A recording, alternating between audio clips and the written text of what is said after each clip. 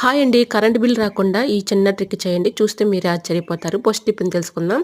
చపాతీని ఈ విధంగా చిన్నదిగా మనం ప్రిపేర్ చేసుకొని ఇలా పక్కన పెట్టేసుకోవాలి. దోస పెనం పైన కొంచెం హీట్ చేసేసుకొని పక్కన పెట్టేసుకొని తర్వాత ఇలాగ స్టవ్ ఆన్ చేసుకొని ఇలా గుంట గరిటె తీసుకొని దానిలో కొబ్బరి నూనె 2 స్పూన్స్ వేసేసుకొని ఒక అర టీ స్పూన్ పసుపు, 2 కర్పూరం బిళ్ళల్ని చిదిమేసి ఆ పౌడర్‌ని కూడా అందులో వేసుకొని కొంచెం హీట్ రానిచ్చిన తర్వాత ఈ విధంగా చపాతీ పైన ఆ ఆయిల్‌ని అప్లై చేసేసి నైట్ రోజు పడుకునే ముందు మనకి పెయిన్స్ కానీ, అలానే మోకాలు నొప్పులు కానీ ఎక్కువగా వచ్చేస్తూ ఉంటాయి కదండీ! అలాంటి వాళ్ళకి ఇలా ఈ చపాతీని హీట్‌గా ఉన్నప్పుడే మనం ఇలా కొంచెం గోరువెచ్చలుగా ఉన్నప్పుడు మోకాళ్ళ దగ్గర కానీ, పెయిన్స్ దగ్గర గానీ ఇలాగ మనం కాపుకుంటూ ఉన్నామనుకోండి, మసాజ్ చేసినట్లుగా కొంచెం కాపుకుంటూ ఉంటే పెయిన్స్ అనేవి తగ్గిపోతాయి. ట్రై చేయండి. ఎండలు స్టార్ట్ అయ్యాయి కదండీ! మనకి ఏసీలు, కూలర్లతో పని లేకుండా ఇలా ఈ చిన్న ట్రిక్ చేయండి. చాలా బాగా వర్క్ అవుతుంది.